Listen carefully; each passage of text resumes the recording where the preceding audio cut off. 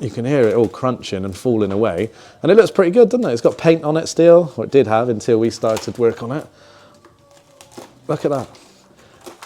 If that isn't a surprise, I don't know what is. This is an E39 M5, 124,000 miles, November 2002. This side, this edge of this ledge just came off, and I just put like the hand like that. And I oh God, that was metal. Honestly, oh my, no, that's not. Oh dear, that is, I've not seen one go like that for a long time. But look at the edge of this, there's not much left with it. That is quite a shock, how much rust can be hiding behind seam sealer. And this is why we say the 90% and 10% rule, because what you see is probably only 10% of what's there. When you start digging around and lifting seam sealer up, you'll actually find there's probably 90% of that stuff all trapped behind original paint.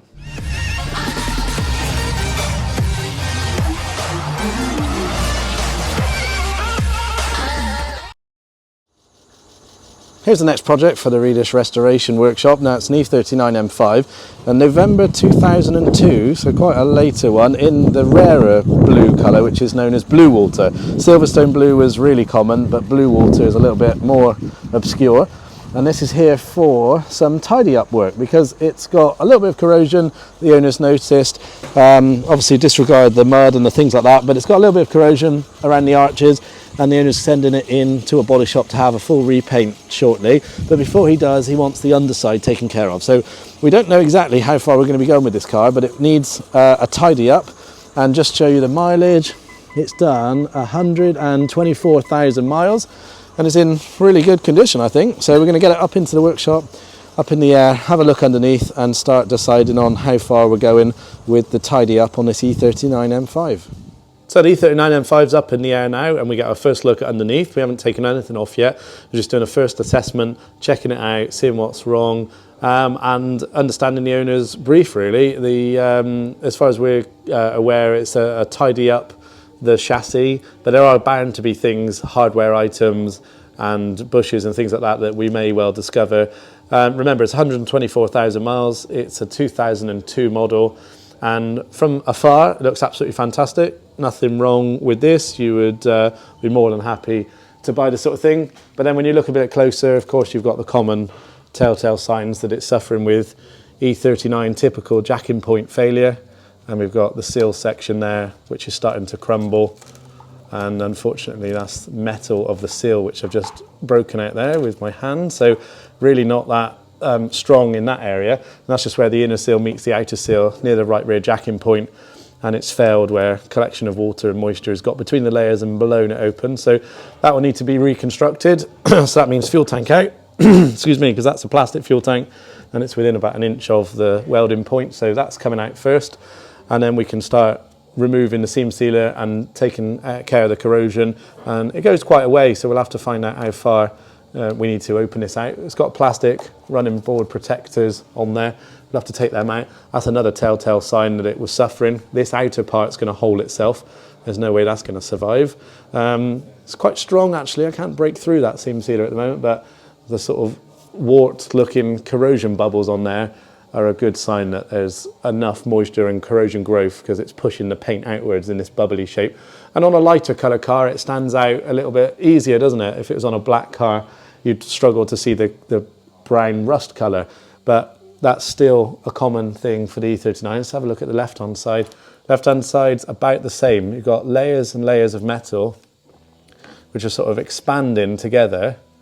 A little bit flexible. Yeah, there we go. A bit of a failure there as well, but stronger probably than the left-hand side. But that is metal, that's not just seam sealer, that's jagged, rusty metal that's broken through, and all this is going to go the same way. Won't take long for that to become just the same as the left. And it's actually creeping, this little section here is creeping into the floor pan. This is where then you've got the floor sections of the car. There's the join panel there, which is seam sealed over, and then you've got surface corrosion on the bulkhead panel, which goes vertical up here, which is where then creates the fuel tank housing. So definitely fuel tank out to get to the first point of call. Let's have a look on the outside of this one. Yeah, this one's actually not really broken through the paint colour yet. You can still see the bubbles, but they're not actually really violent corrosion colours. A little bit of up there on the outer part of the arch, and a few other bits on the arch. Now, we're not doing outer body paint. We're not a body shop. We don't have a spray booth, so we can't do finished paint. We can do textured paint, and anything underneath that textured line, no problem. However, there are some occasions where we need to trace corrosion further once we've spoken to the owner and got a sort of an exact plan or brief of what we're doing. But there will be many times where we have to carry out bare metaling higher than the textured line and then protect it as best as possible, and then the owner has to go straight to a body shop to get the finished effect done. There we go, you can see some more bubbling around that jacking point. So both rear jacking points. So have a look at the front jacking points. These ones are bubbling as well, and there's a little bit of a seam sealer which dropped down just there, so there's going to be some corrosion around that one we'll have to unpick, I'm sure. And then the same on the right hand wide one. Doesn't look much, but that's all of the start of it. If you imagine that little bit would have been at the rear, it might have still been structurally sound and able to be buzzed off and recoated. And that's what you want to do. Try and get them when they're like that to save it having to have fabrication work, which is clearly what this one's going to have to need just now. Then we've got other bits of corrosion. We've got trapped corrosion, which all cars in the UK seem to have, bar a few that are never driven in the rain or the wet. You've got like a line exactly where the panels overlap between two different panels. You've got corrosion trapped between them, trying to expand, which is separate to things like this, which is just surface corrosion. Now, surface corrosion is quite easy to get to, but trapped corrosion, where you've got panel lines, is very hard to get to. Nearly impossible, actually, I would say, unless you are going to dip the vehicle chassis-wise, or going to cut it out and start with brand new metal. There will always be some form of corrosion left between metal layers. That's just the way it is. There is no easy way to put it, really. Some of the hardware items for the exhaust are suffering as well. These plates, although they're not going to ever probably hold themselves, they're looking a bit worse for wear crumble wise. Then we've got other corrosion I'm sure we're going to find around the sort of boot floor. Little panel here on the M5, it's unique because you've got the big sort of battery box plastic cover, so you've not really got a flat boot floor. It's just a really tiny sort of thin panel here which overlaps the end of the rear axle carrier panel, and that's a fair bit of corrosion trapped in between the joins.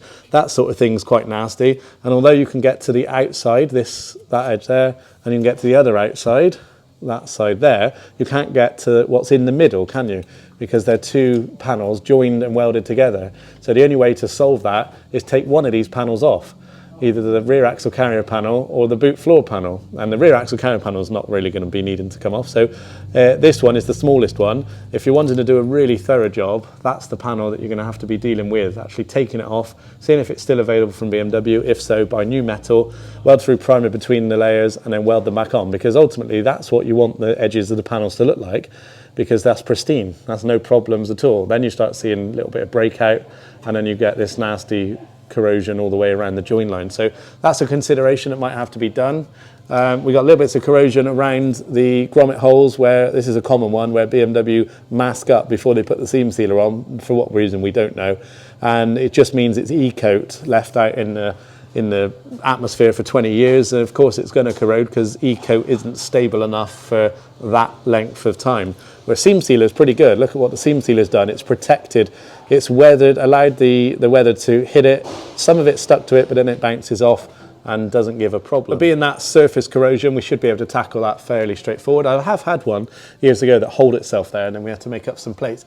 We've got a bit of chassis leg corrosion on the left-hand side rear, between the exhaust mount brackets. The exhaust mount brackets are just hardware, and the nuts we'll talk about at a later point, because that's easily purchasable from BMW. They always tend to have a bit of rot here where the chassis legs meet the rear panel section.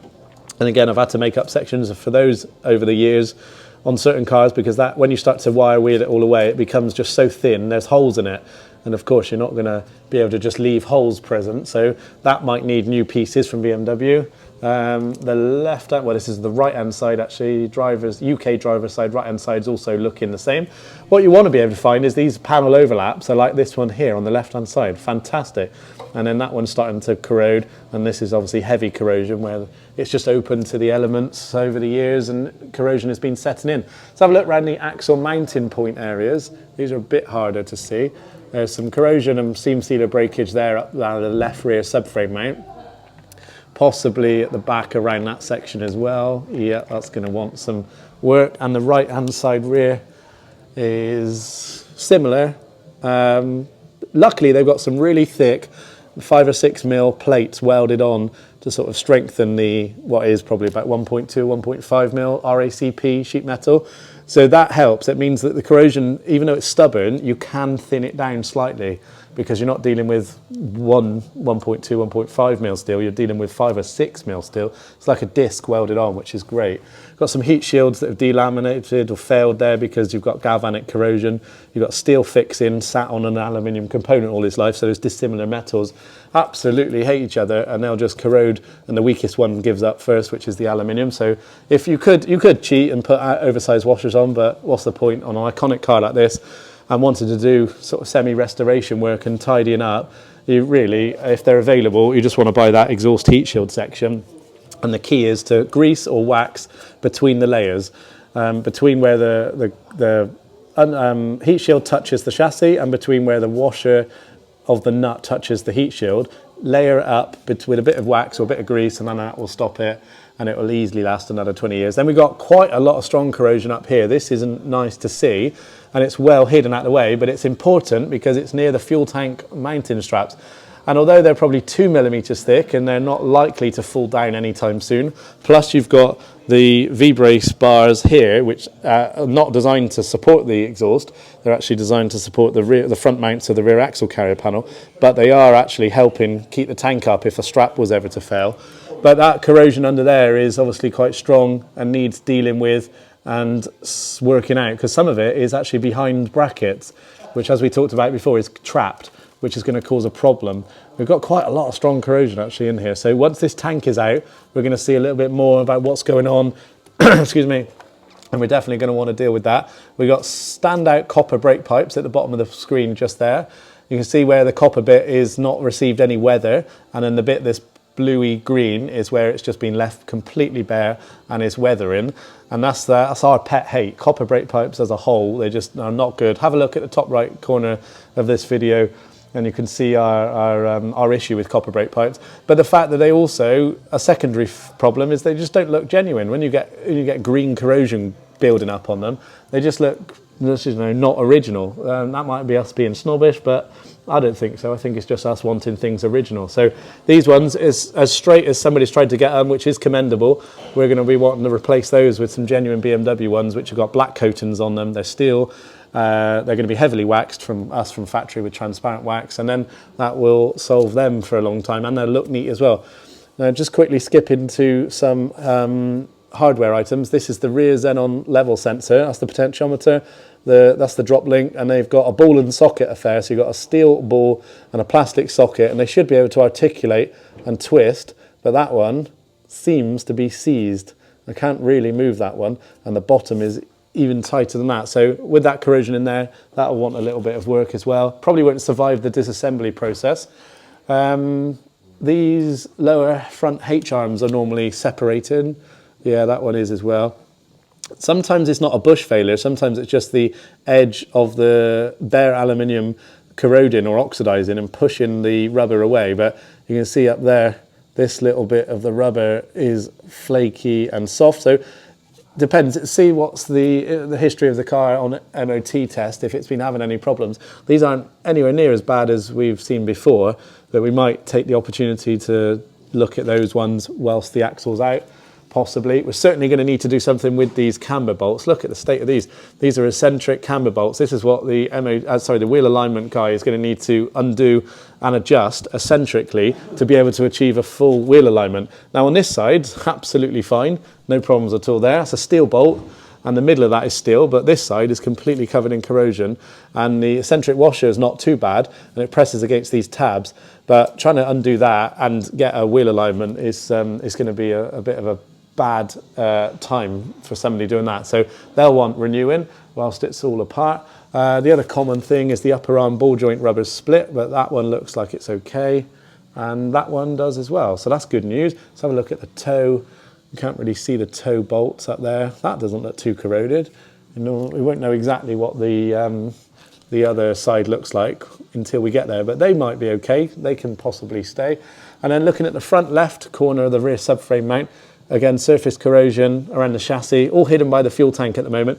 You would argue that it probably doesn't get water, does it? Because if the water moisture comes flying underneath the vehicle when you're driving in rain, and it just comes down this way and keeps going, once it gets here, it gets a bit of turbulence and can go where it wants. But that flat fuel tank, which is very close to the edge of the flat floor panel, shouldn't mean that water is getting up there, but something is, and most likely it's condensation. That sort of nasty condensation effect you can get on the car at different temperature changes or rapid temperature changes throughout the year is what we're going to have to remove and see. Little bit looks like there has been previously an issue with either not a diff input seal but possibly a CV joint gasket leaking. They've got a pink gasket on the back of these CV joints, and people forget to put them on or renew them when they're servicing this area, and then the grease is allowed to fly out. So grease flying out. Old grease possibly, and it looks like at some point the heat shield, yes, the heat shield has been rubbing against the diff input, because this is all polished clean, and I think it's because this heat shield is dropped, hasn't it? We looked at that earlier on where these fixings have made allowed to the heat shield to come down a bit. So a few little things there are going to be needed. I think the first thing we're going to be doing, as always, is stripping the car down, getting the exhaust off, getting the prop shaft off, heat shields off. Axle probably will stay in at the moment. It'll be fuel tank first. Get the fuel tank down so we can start work on the jacking points. We can also then see and discover how bad this corrosion is up here, and then I would imagine it's going to be the axle out as well. We'll see how far we're going with this, but that's the first thing to do at the rear. Then we've got the left-hand side, sort of central section. The floors always stay quite good. There's not always a great problem with these ones. You get a little bit of corrosion around panel edges on the chassis legs and around grommet holes, especially this steel vapor pipe, which is for the fuel tank vapor. You've got a high-pressure stainless steel one, which sends fuel from the pump to the fuel filter up there, and then you've got a return one, which is also stainless steel, which comes back. Those ones never corrode because they're stainless, but the mild steel one, which is just cathodic dip or zinced, look at the difference on that. So that one's going to want replacing whilst the tank's out. Sometimes they don't even survive and they'll break up. We've got some loose wire in here for the xenon level, for the oxygen sensor clips. There's one clip present, but it's corroded away, so that one's not holding it in place. And there's also one missing up here. There should be another one there. And on this side, there should be two. So you should have one just there and another one just there. So that's at the moment, they're at risk of getting caught on a speed bump or just anything unfavourable. So they're going to want renewing, possibly with this heat shield, depending on if we find any big corrosion behind these plates for the exhaust. And then down the right-hand side, we've got surface corrosion, which obviously all needs to be tackled, plus some trapped corrosion between this panel here, which is the transmission tunnel supporting bracket, and this panel, which is the main floor panel. Down here, there will be trapped corrosion, much like the same on this chassis leg. In between these areas here, we can touch this bit, we can touch here, it's all surface, we can get that, but what's behind it, that's the stuff that's trapped and that you can't get out unless you are replacing panels or removing them, which means drilling out all the spot welds, finding the edge of the panel or making a new edge, and removing all the interior and removing it, media blasting it, treating the chassis, and then welding it back on with weld-through primer.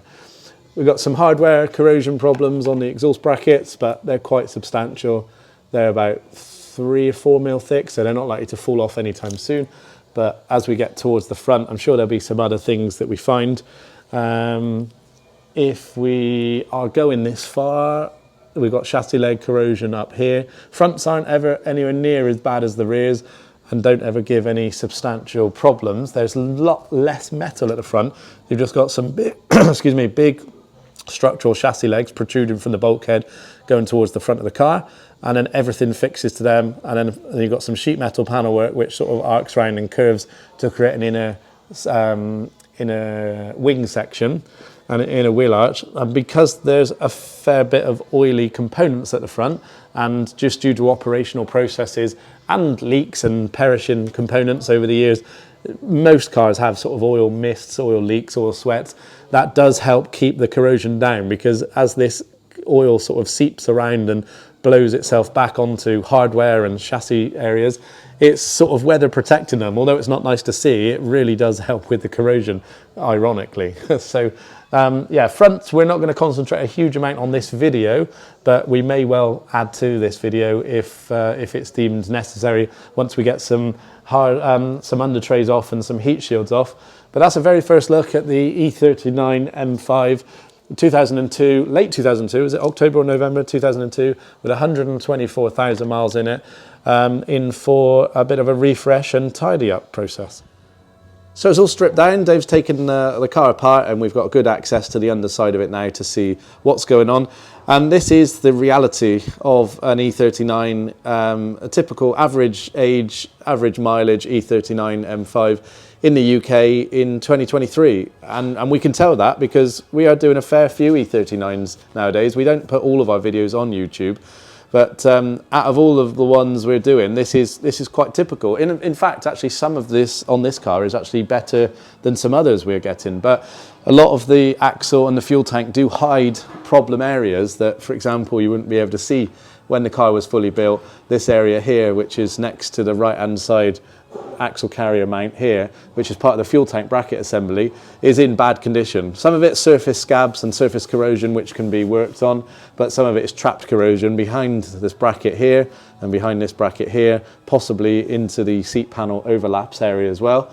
The same with the left hand side, no different at all. Unfortunately, you can't get these brackets, these ones up here, nor the fuel tank brackets.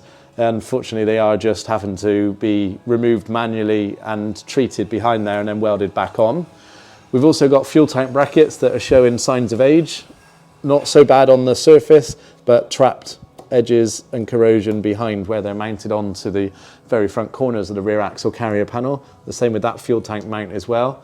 But the horrors now get a little bit worse now that the fuel tank is out of the way and we can get a better view of the jacking point system. So previously we looked at this area that we broke off, similar to that sort of thing, when you can just put your thumb through it. I mean, it really didn't look that bad, did it, when we were first looking at this car when it was fully built up? But look how much of it has just started falling apart with hand pressure. I'm not joking. We haven't been at this with a hammer or a screwdriver. The whole ledge is just missing. It was out to about here where my thumb is, but you just go like that and it just pushes through it. This is metalwork which is badly corroded, and in between the seams it's just been growing and just eating it alive, and that's our fear with trapped corrosion. And it's very hard to actually get that out. Even down that seam there, look at that. That's not even a bracket. That seam there is a panel joint between the RACP and the inner sill, suffering with trapped corrosion. I mean, how far do you go? What do you do? Of course, there's panel edges here that are great. Little bit of tiny oxidization, but realistically, there's nothing trapped behind that. It's not even got any seam sealer on it. Excellent. That sort of thing can last. But if you really, really want to restore a car, the only real way to do it is dip the chassis. And that becomes a whole nother affair. That then turns into one hell of a job and quite a monstrous repair. Here we go. This is the ledge I was talking about on the other side that's now missing. This section has just come off. You can hear it all crunching and falling away. And it looks pretty good, doesn't it? It's got paint on it still, or it did have until we started work on it. Look at that. If that isn't a surprise, I don't know what is. This is an E39 M5, 124,000 miles, November 2002. All looked fantastic in this area, apart from a little bit of seam corrosion and separation. And now it is just unfortunately falling apart piece by piece. There's now a hole developed. That wouldn't have been far, many years out, maybe another 1 or 2 years until the MOT testers would have probably been tapping that with their sprung-loaded hammer, test hammer, and found out that for themselves. And that is why the car is here, really. The owner is mindful that there are corrosion problems and it needs to be tackled before it gets too bad. And this is exactly what we're here to do. Reconstruct the jacking points, the seal section, because I know I keep saying it, but this is reality. As much as people like to think that they haven't got some serious issues on the car, this is common. I'm not saying every car's got it. There will be absolutely fantastic condition cars out there that have been dry stored, dry driven only, from maybe new, super low mileage, that of course won't have this sort of thing. But if you've got a car with average mileage, you need to be mindful that this can happen and does happen, and a lot of it is hidden until you start poking about and finding out what's going on.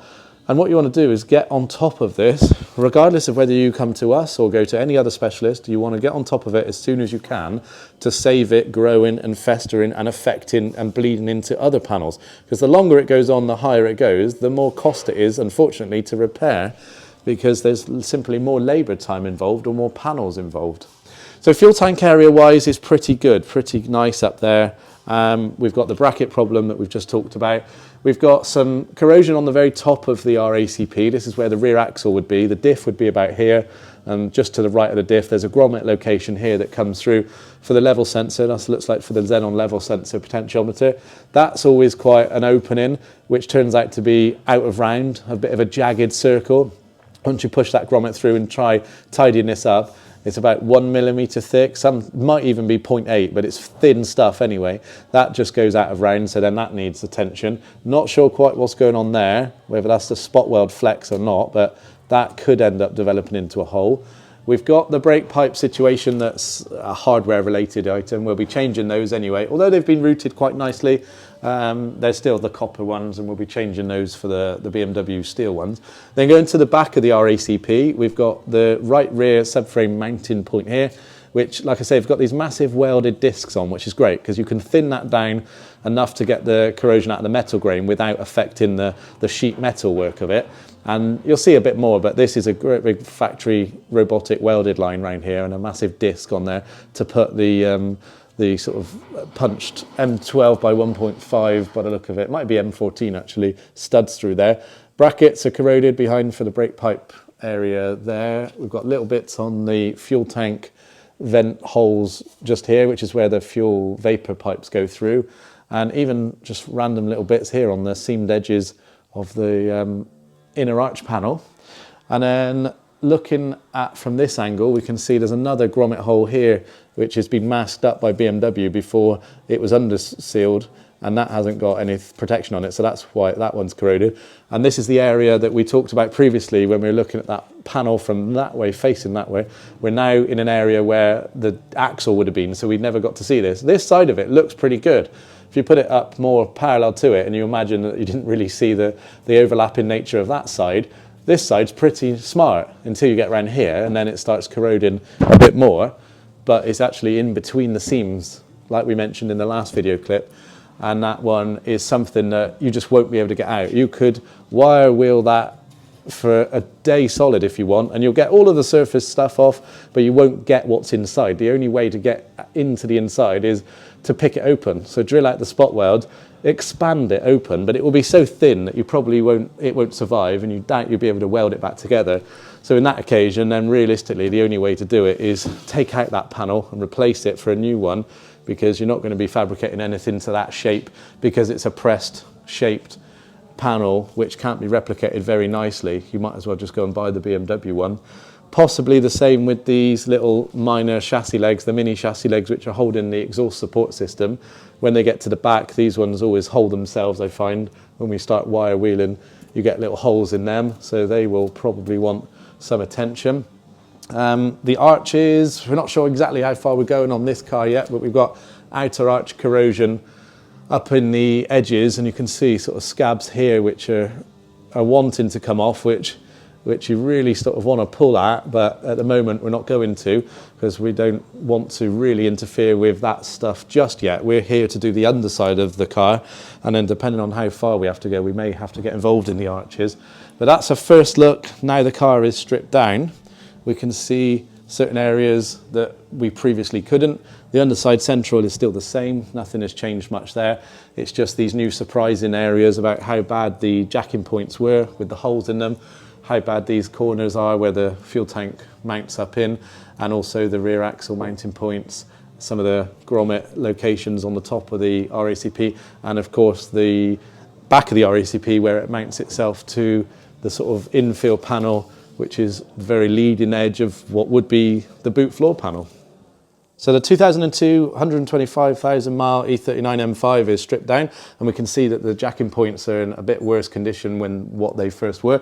We just went to this side, had a little poke around, and unfortunately found holes straight away, which didn't look anywhere near as bad as that because all the seam sealer and the paint was over there and it looked quite strong and stable. This side, this edge of this ledge just came off, and I just put like the hand like that, and I Oh God, that was metal. Honestly, oh my, no, that's not, oh dear. That is, I've not seen one go like that for a long time. But look at the edge of this. There's not much left with it. That is quite a shock. How much rust can be hiding behind seam sealer. And this is why we say the 90% and 10% rule, because what you see is probably only 10% of what's there. When you start digging around and lifting seam sealer up, you'll actually find there's probably 90% of that stuff all trapped behind original paint.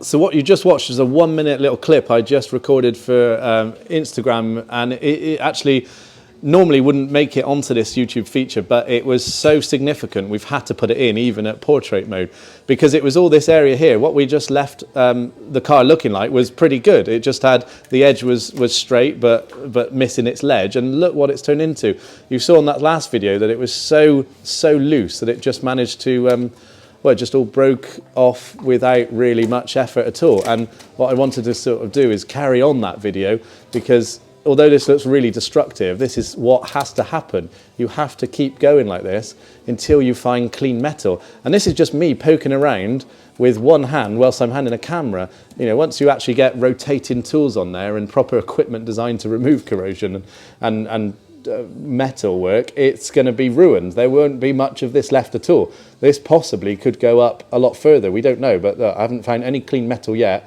underneath that seam sealer. It's still just rusty metal, which a lot of it is thin because it bends with finger pressure, but also, as you saw in that last little 1 minute clip I put in, it just broke off. It was crazy. I know it sounded like it was almost filler, wasn't it? But I can assure you this is metal. This is not been touched. It is a completely original looking underside. This is how we find them. And it's the extent of it nowadays. You really have to just keep going until you can find clean metal. And this on this outer edge is quite strong. I can't seem to break through that. And that's good because we want that sort of shape so we can get an idea of what's going on. But this hole here is a little bit of a surprise, because what you need to remember is none of this is visible with the car fully built. When there's a plastic wheel arch liner in here, you can't see any of it. There's a plastic running board that goes all the way along the sill section into these holes. You can't see any of it. The only area you get to see is this little ledge here, and that is as a telltale sign that there's going to be a problem when you've got the original seal, which should look like that, and it's now twice as thick or 3 times as thick because the layers have expanded and grown. That's a telltale sign there's a problem, but you can't even really see that on the ground. You have to jack the car up safely, obviously, and peer under, and even then, do a lot of people know exactly what they're looking for? What I suppose I'm trying to say is this is more common than you expect. This is such a thing nowadays, E39 rear jacking points and rear seals, that it's actually now leading into the inner rear wheel arches and heading off into the arch panel as well. We are on a rescue mission, and these cars do need form of restoration. You might not need full restorations, but there are certainly common areas of these cars that need minor restorations, and on the E39 it is definitely the rear jacking points and rear seal sections. Well, the majority of the bad metal's been cut out now in this area. We've got some areas going up into the wheel arch which still need looking at as a separate sort of work, which we're going to be doing at some point, I'd imagine. But this is just getting under control the corrosion in the jacking point and the rear sill area. So you can see David's cut out all of the affected metal on the inner sill. Didn't have to go up too high. It's only maybe, I don't know, 10, 15 millimeters missing there on that cut. And then we've got the inner jacking point structure, which is always very strong on these. A very good over-engineered system compared to the E46s where they tip up. These ones, we've never seen one of these tip. That's all in good condition, so that can stay. We've had to take off some of it around the outer part of the seal, but not too bad actually. We've still got the original texture line there that you can see. Now in certain areas on this very back edge here, this sort of folded section, we've had to remove a piece, but not a great amount. But we're going to be replacing that with a new seal panel end section.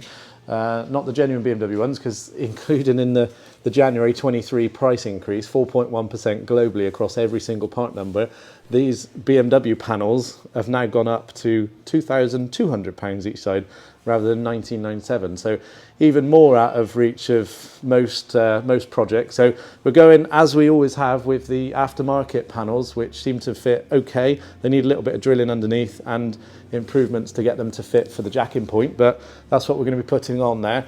The inside of it, you can see we've bare metal to certain areas. We've treated it with a rust converter, and now it's in a weld through primer state just to keep it stable before we go and add new metal in there. Dave's also opened out some of the sill section going further on because he could see corrosion between the two panel lips that were pressed together. So that's just improving that section and trying to make sure there's no obvious trapped corrosion in there. And then there's a cavity shielding section there, so we can't get past much further than there.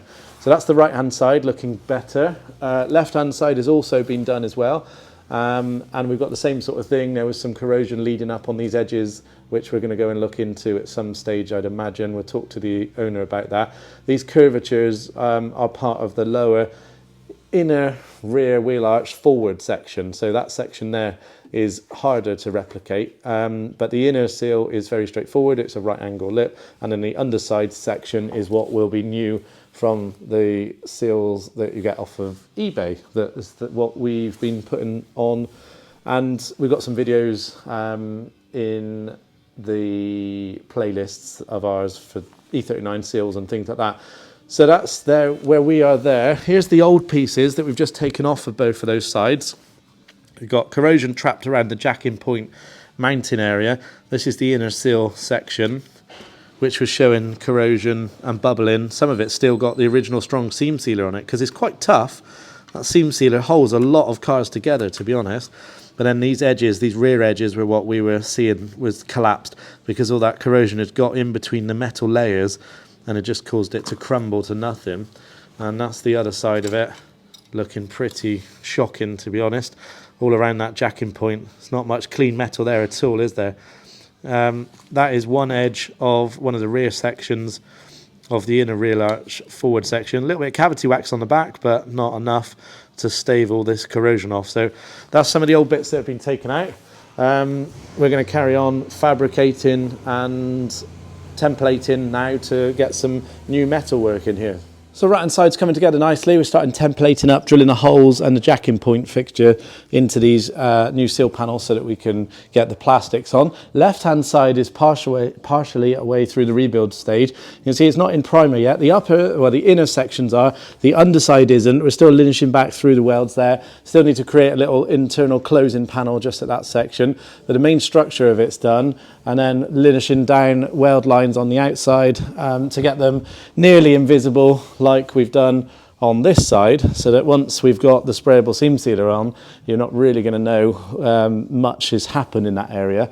So yeah, work's going well, and then once we've done these corners, then we'll be moving on to other areas on the underside, I believe. So the jacking point work's now done, and last time we looked at it, we were on the left-hand side just finishing up that section. It's looking nice and original now. We're going to work with that and get the seam sealer process underway at some stage, but not before we tackle a few other corrosion problems. Naturally, once the owner saw that there were some other areas suffering, like around the boot floor, the curvature of the boot floor, around the axle mounting points and other brackets for the fuel tank, he wanted some other work done whilst there was this golden opportunity. So this is a perfect example of how we're getting rid of corrosion. Removing brackets first of all, because this area, although it looks quite nice, actually did have quite a poor fuel tank bracket. I've got it here, which this is the fuel tank bracket from this side. It was spot welded on just there, and as you can see, it still needs blasting and all that corrosion removal because all that is trapped behind it. And although it's still quite strong and probably wasn't going to break, it's obviously just allowing corrosion to bleed into the other panels. So this panel was suffering, which has now been taken care of and put into a stable condition with primer, but not before dealing with, on the bare metal, putting a chemical on there like a rust converter to stop all that.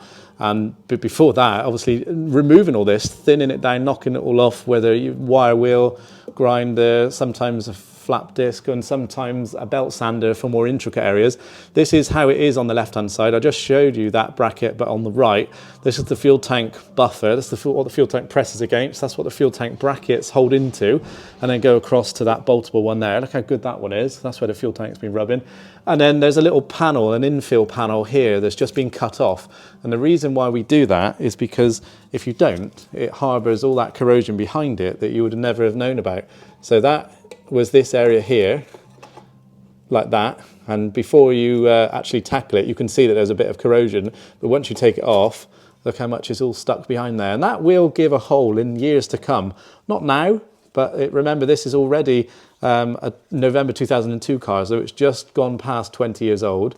And unfortunately, corrosion doesn't sort itself out, nor does it slow it down. It's just going to eat and eat the metal until it creates a hole and there's no more metal to eat. That's just how it all works. So that's what we're doing, taking all the brackets off, taking care of them by either media blasting them or replicating them, making out of new, because you can't buy any of these from BMW. These three ones here, we've got a fuel tank strap bracket, we've got a fuel tank buffer, and then we've also got a fuel tank bracket reinforcement plate.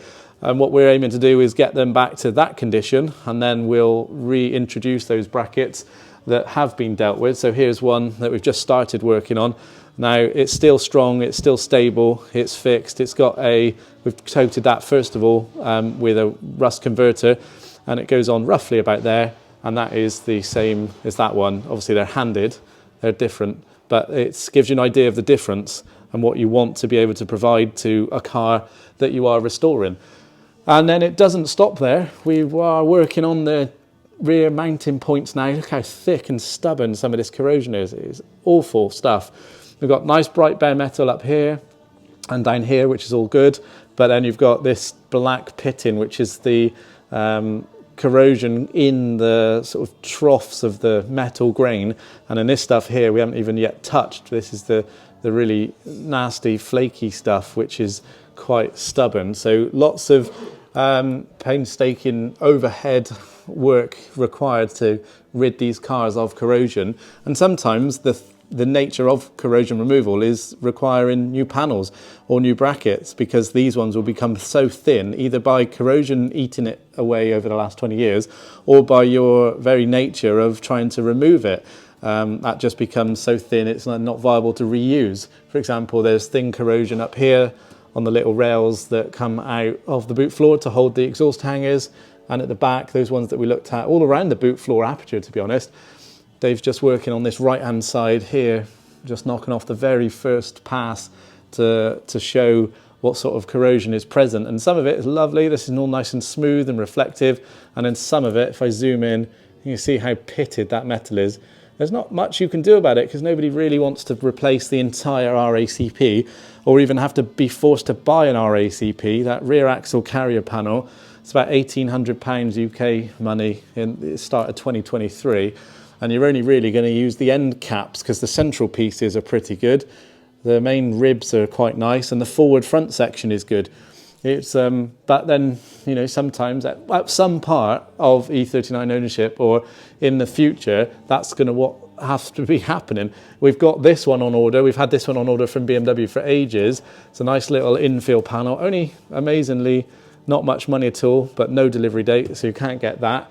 So we think we've got a solution for this. If so, and if it works, we'll put it into the video. We've got an idea to try and rid that corrosion out of all that nasty, awful corrosion stuck in the middle.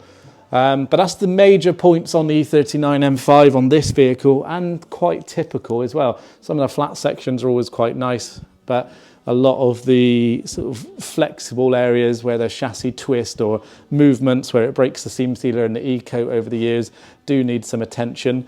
So that's where we are, dealing with the fuel tank brackets on the left-hand side. Wanted to show the difference because I think that's a really important thing to see, for people to see, trapped corrosion versus how we can get them to a big stable condition.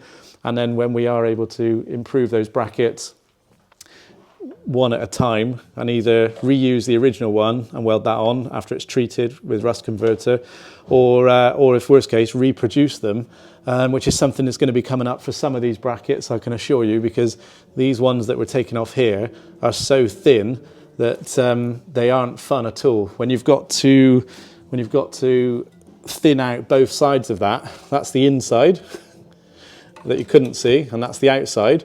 It's already, to start with, probably only a 1.2 millimeter panel. And when you start thinning both those sides out, you're going to not be left with much at all. So we're going to be producing those, I'm quite sure of that. We're going to look at something on those. We're probably going to have to produce those at some point.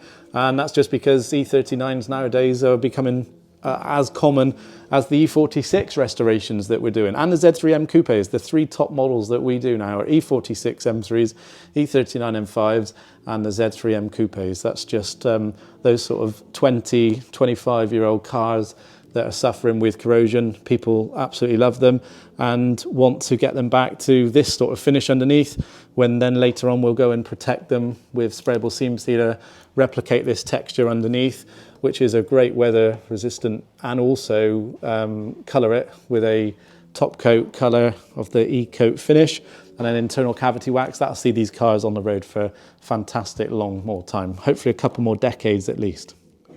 So work's going well on the E39 M5. Dave's worked really nicely over the last, well, what's it, probably 9 or 10 days now on this car, rebuilding the jacking point sections in the first week, and then also on the right hand side as well, and now moving into corrosion removal on the rest of the chassis.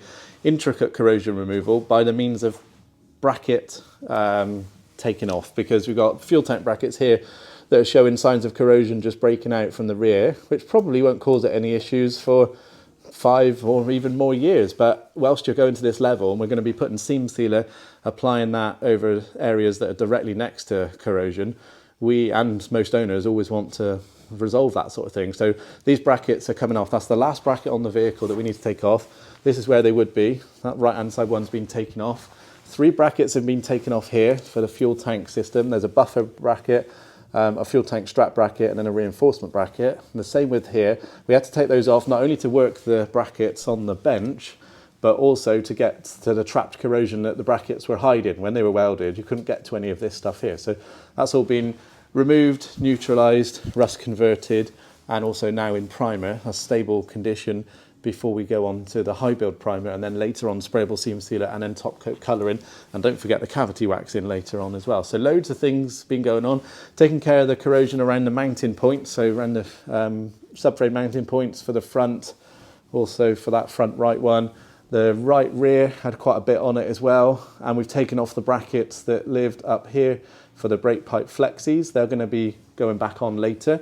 That's how detailed and intricate it is. We're removing brackets, taking off the corrosion trap behind them, and then we'll later on weld them back on with a weld through primer between the 2 layers as well.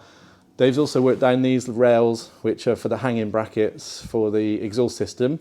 Now, initially we were thinking these might need removing, but actually they've worked out okay. They haven't holed themselves. And the same with this one on the right hand side of the vehicle. Most of the boot floor section, this flat surface area, was pretty good. Just dealt with some of the mounting points for the rear exhaust system. The thing that's left to do, this big next sort of challenge, is this panel here, this curved panel, which is unique to an E39 M5, because on an M5, the boot floor has a hole cut out of it, which is where the plastic battery tray box goes. And what they've done is just create this unique sort of infill panel, this curved piece, which connects to the boot floor, but then also connects to the back of the RACP, the rear axle carrier panel, to give it some strength. And it's a very complicated thing because it's curved in many different angles and areas. It was only £55, UK pounds, on the parts catalogue, so we ordered it. They accepted the order. It said no delivery date, which was always a bad sign.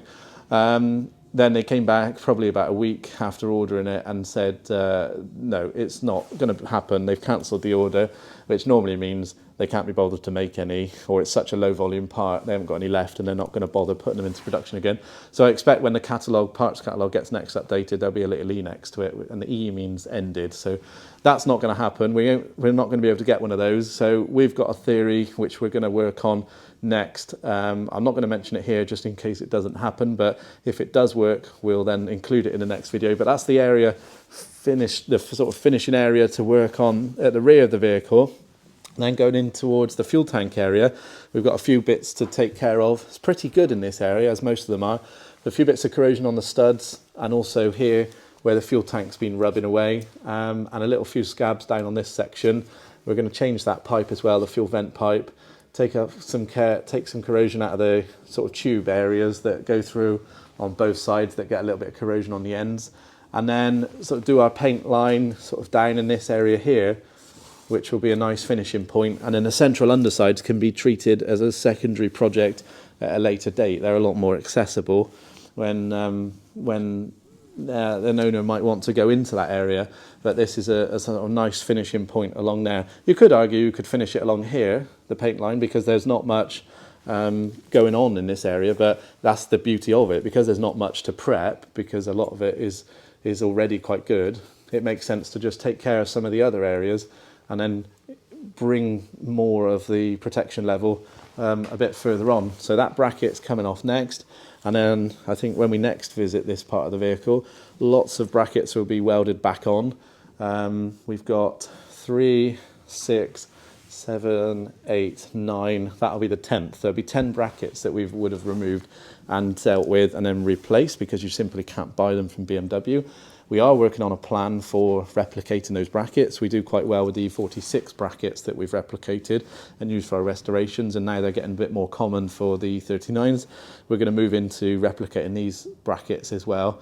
So if by the time this video comes out we've got them available, we'll put a link in the top right of the screen up here. If not, it'll be just a link to our E39 page on our website, where you can just eventually keep refreshing, and one day there'll be some bracket sets up there.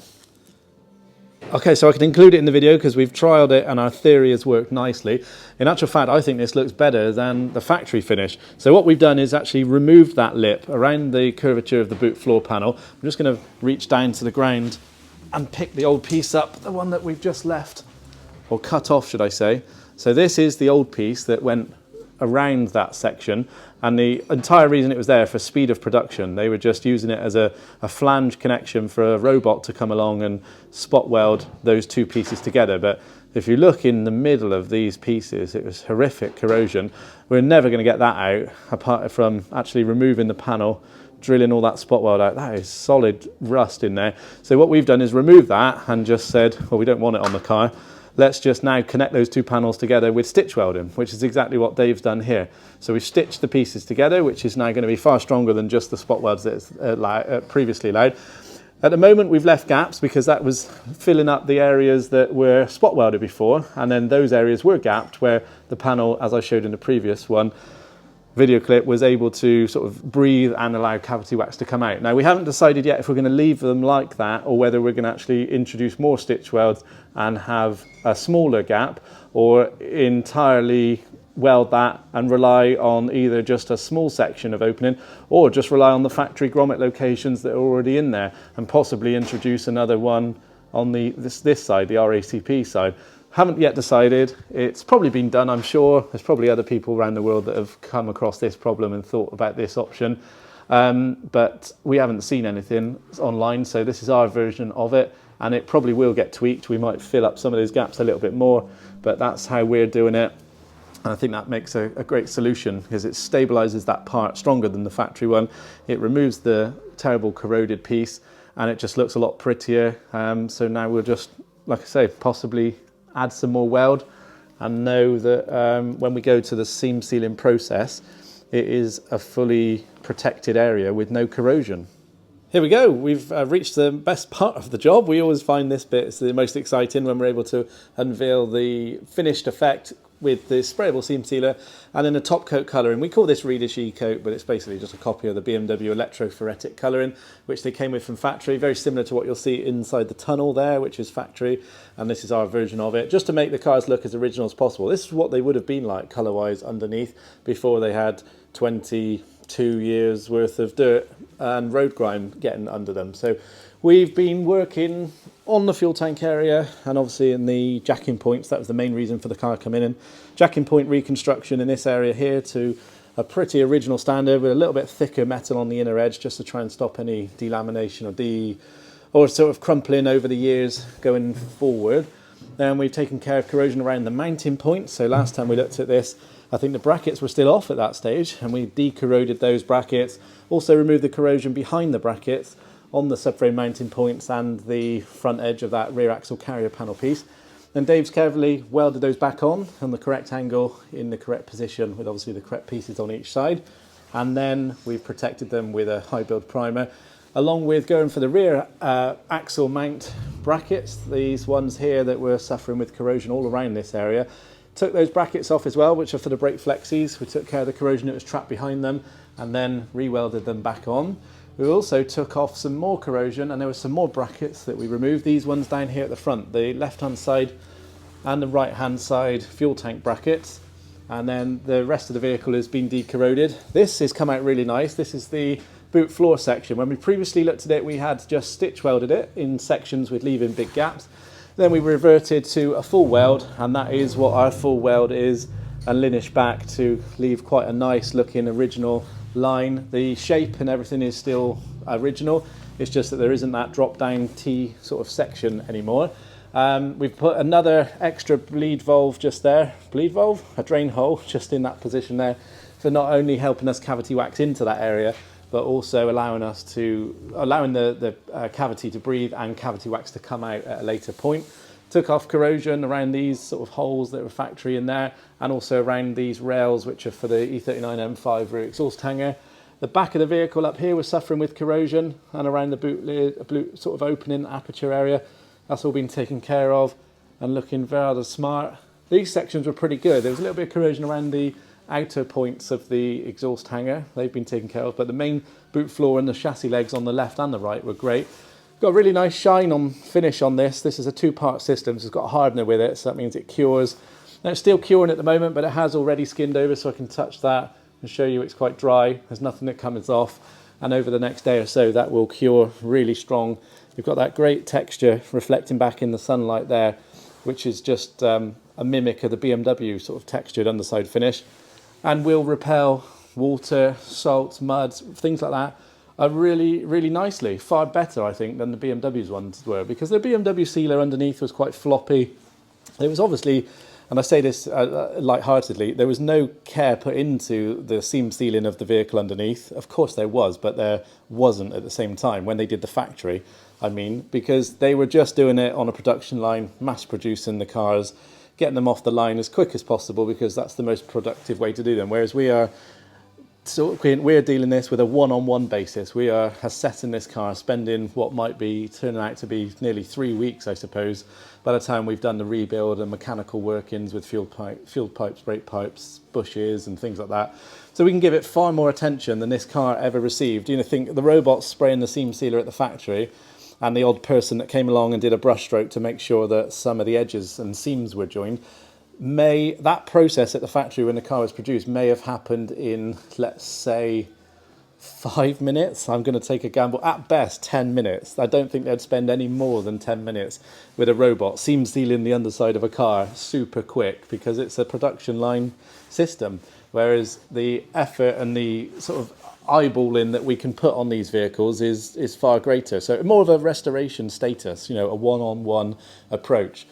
So the arches are being left because they're going off to a body shop now. So the outer part of the vehicle is going to be resprayed. The outer part of the arch and the inner edges and the arch systems are going to be worked by a body shop. But we've done the underside and extended it right to the rear of the vehicle, so up to the rear panel edge. We're going to then start rebuilding the car, but not before we go on to the cavity waxing. Let's just go forward a bit more and have a look at these areas in here. Get some really nice light reflecting off this. So it's not a floppy textured seam sealer. It's quite light, well protective, but you do still see the stamps, the contours and all the pressings in this seat panel, and therefore really any panel, the top of the boot floor, well, on top of the RACP, the boot floor section's a bit heavier over there from factory, but it just is a really great solution to make sure the car is protected for, let's hope, another 20 years. I mean, the car's already 21 years old. Very unlikely these cars, I think, at this stage or even in the next sort of decade or two are going to get driven as fierce or as regularly as they did when they were originally sort of early on in their life. So I think these cars are going to last a great amount of time. Once you've had some form of high quality detail / restoration processes underneath, you can be sure of a solid protection, not only on the outside of the vehicle, but also on the internal sections as well. So the internal sections are what we're going to be moving on to next in cavity waxing. That's going to be where we inject the cavities and all the hollow sections, and anywhere where there's a grommet being taken out in these sill panels, in the RACP, in the subframe mount points, in the boot floor curvature. There are loads of holes. If I had to guess, there's probably the best part of 40 accessible holes which we're going to cavity wax through, and that's coming up on the next video clip. Also, it's first worth mentioning that this axle going back together is going to be receiving some extras and some improvements. We're going for subframe bush inserts from Powerflex. These are the polyurethane ones. Not only to mention that the old top sections were pretty poor, but these are an insert which just fill up the voids and try to not add any more NVH into the vehicle, because they're a heritage model, so they're the soft compound but in a black condition, so we don't have to have the yellows or the purples on show. At the end of the day, as a quality restoration doesn't really need any leery colours on it, we feel. So that's what those are. If you're wondering, these aren't factory BMW, these are Powerflex subframe bush inserts. Got them all 4 mounting points. There's an upper and a lower section to it as well. We're also going to go for the H-arm bushes. They've got the typical delamination on these forward bushes, which are, where's the H-arm gone? Those forward ones up in that joint there that you won't be able to see at the moment, but very common thing on all E38s, E39s, E53s. Is a very common sort of issue.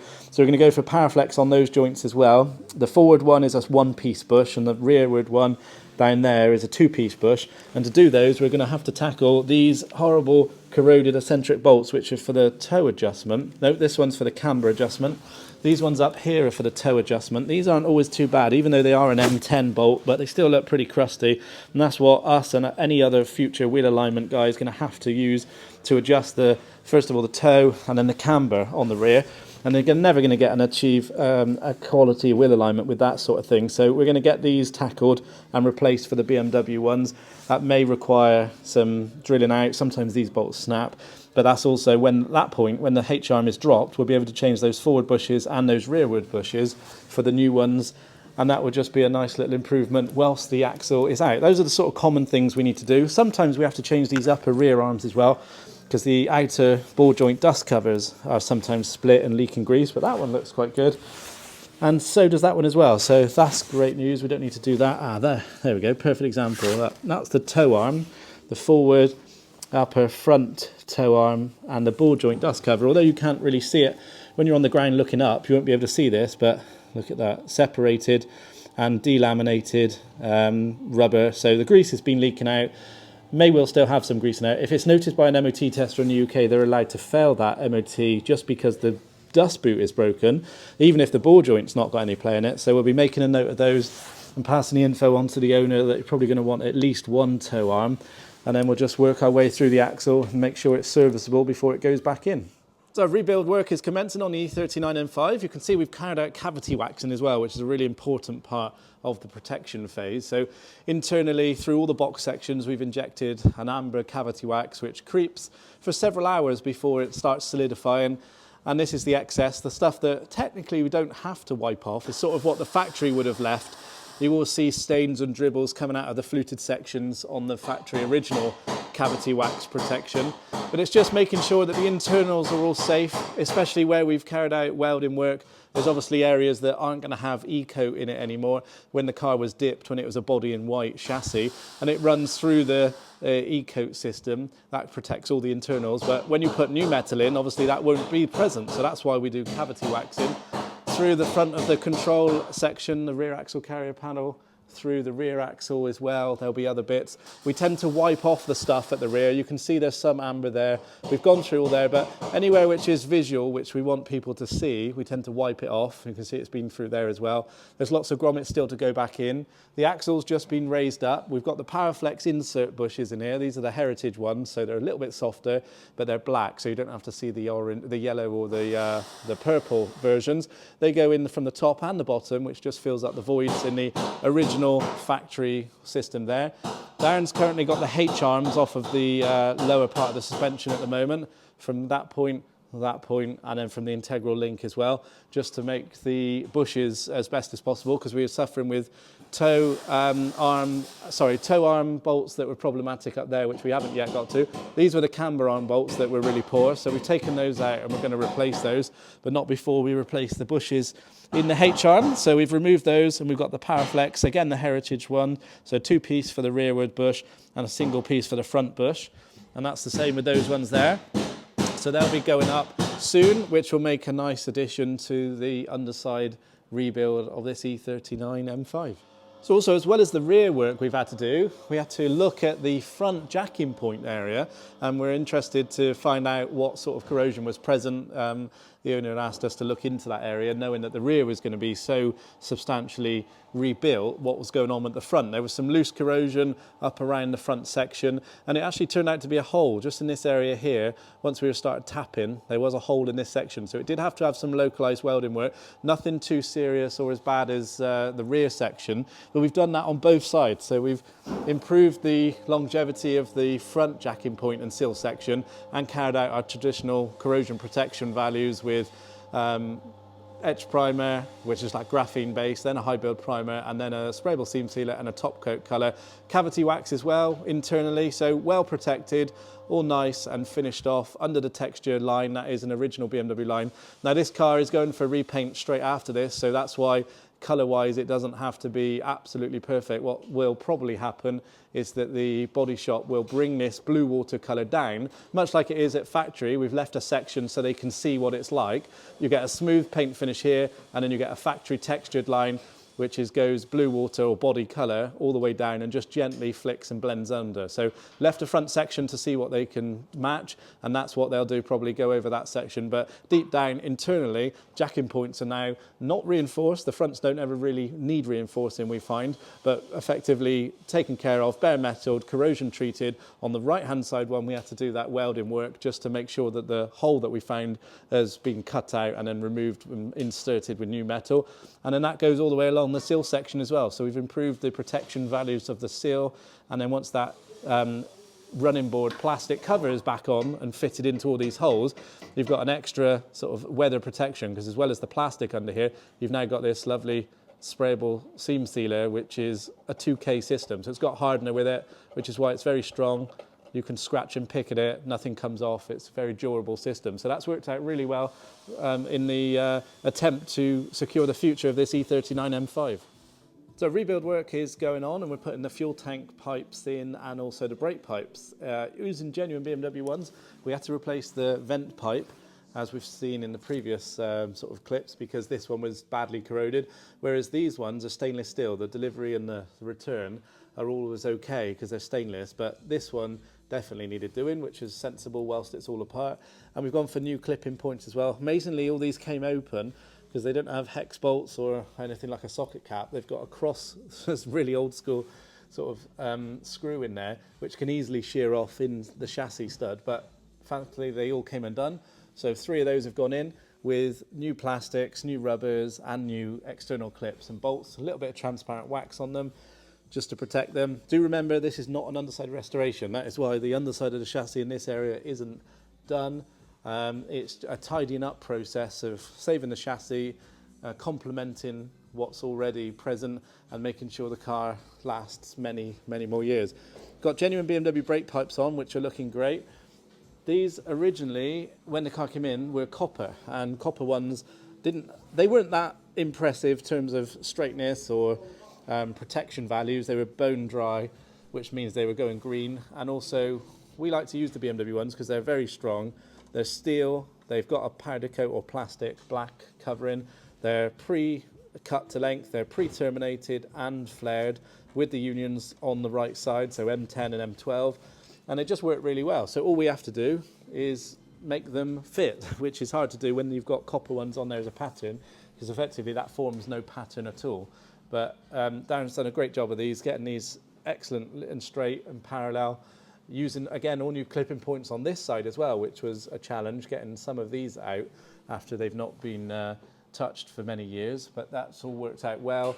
And then thought about the sort of parallel nature of how wide this clip-in system is versus then the next style clip-in system, which is a wider sort of flare, and then how they also have to have a double sort of kink and snake around to avoid that part of the the fuel tank bracket, and then go around to supply the right hand side rear circuit and then the left hand side rear circuit, all in the, again, BMW clips, nice and new ones. So yeah, there isn't really anything you could do much better when it comes to the brake pipes.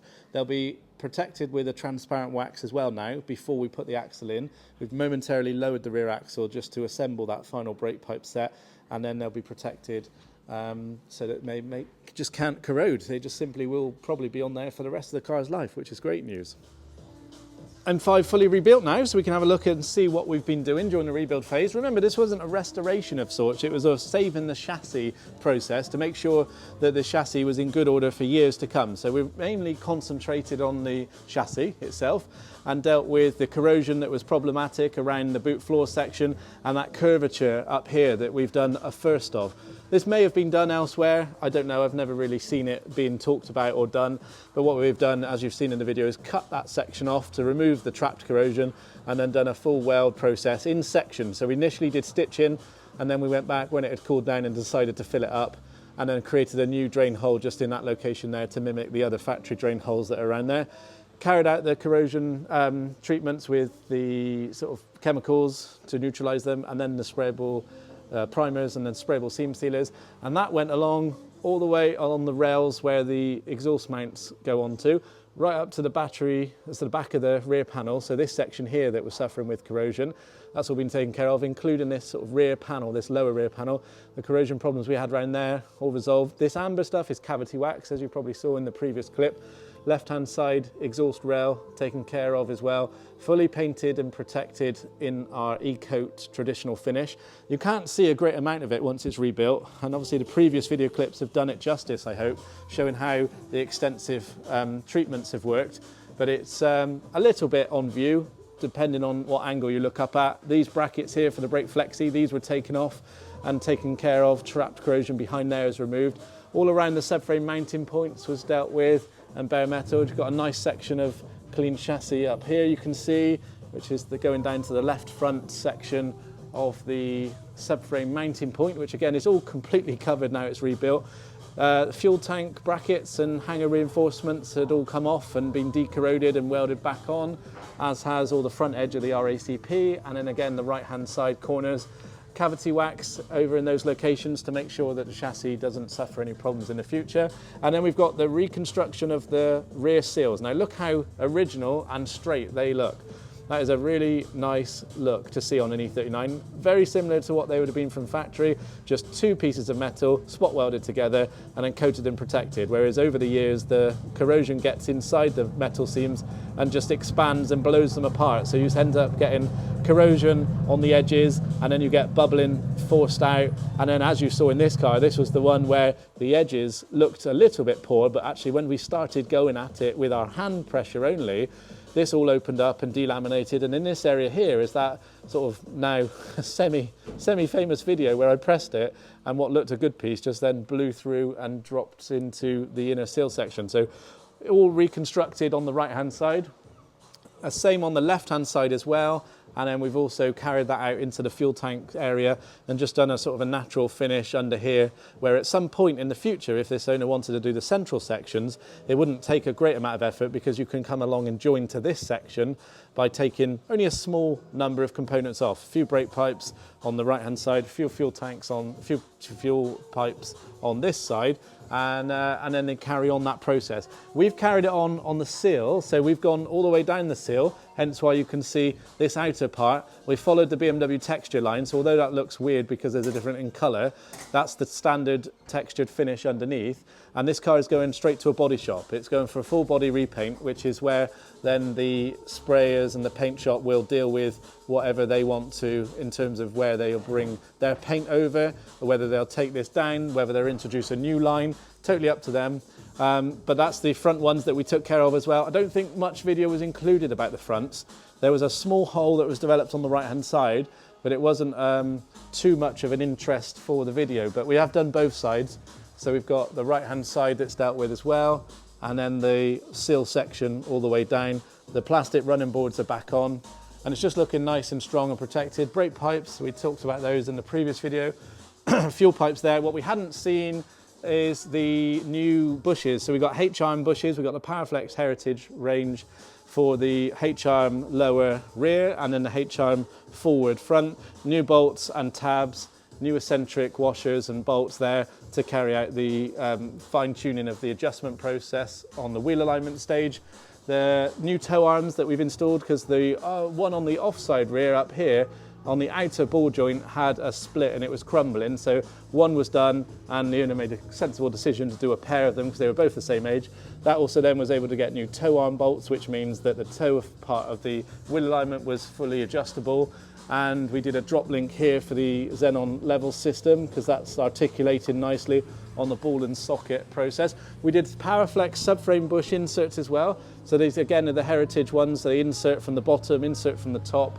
That takes out a little bit of the void nature of the bushes because they weren't in terrible condition. And lastly, we did a few fixings underneath the front of the vehicle. Inspection 2 service that was carried out, including a fuel filter and the gearbox fluid service and the diff fluid service, which is sort of our Reedish Motorsport version, because the BMW traditional one doesn't include diff or gearbox or fuel filter, which is mad, so we include that one. There were some other things as well. We took care of some power steering pipes. You won't be able to see much of them, but there was a power steering leak here. It's quite common on their 62s. There was 3 power steering pipes that needed to be replaced. Power steering reservoir to the pump, pump to the rack, and also cooler to the reservoir. That's all been dealt with and improved and cleaned off a bit of oil leak that was previously hidden underneath there. And that's about it. I freed off the steering tie rods for the front on both sides and lubricated them internally, so that allowed us to do a really nice wheel alignment process, and then put some new clips on the Lambda Pro wire and looms that were previously hanging because I think they were missing. Put a few replacement studs in because this one here had self-tappers that somebody had put into the floor pan. So we've replaced them with the correct ones, the studs that hang down. You can see them there on that side as well. So yeah, just worked out really well. It's absolutely saved this car from having an MOT failure because, as we saw in the videos at the start, the right-hand side seal was in bad. It didn't look too bad, but actually when you got into it, it was in quite a bad way. And then the left-hand side was showing weaknesses as well. And that's just how we sort of tidy up and refresh a BMW E39 M5 in 2023. So the car is about a 2002, a late 2002, so it's just past its 20th birthday. If you've got one similar to this that needs a helping hand, whether it be structural work on corrosion on the chassis, or you just need a bush refresh, H-arm bushes, subframe bushes, maybe suspension, diff bushes, things like that, just do give us a call, let us know. We live and breathe these cars all day long and we're obsessed with them. So yeah, thank you for watching. Hope you enjoyed the video process. Be sure to like, share and subscribe and hit that notification bell to see our weekly videos on a Sunday. There it is, finished. The car's outside, ready for collection to hand over to the owner very shortly. The car's going off next to a body shop to have a full repaint, I hear, in this lovely blue water finish. So if you've got something special, like an M5, like a 1M, like a Z3M Coupe, like a Z4M Coupe. We do specialise in the BMW M Power brands here at Reedish, so do let us know if you've got an underside restoration that needs doing, some form of corrosion treatment, some refresh work, whether it be suspension, bushes, powder coating, anything underside mechanical work we do specialise in, as well as our website. It's got a great detailed list of all the other specialist M Power jobs we do, SMG to manual conversions, Vanos overhauls, Conrod bearing replacements, RACP work, that sort of thing. Give us a call, do follow us, like, share, subscribe, hit the notification bell, and we'll see you next week on the next video release. Thanks for watching.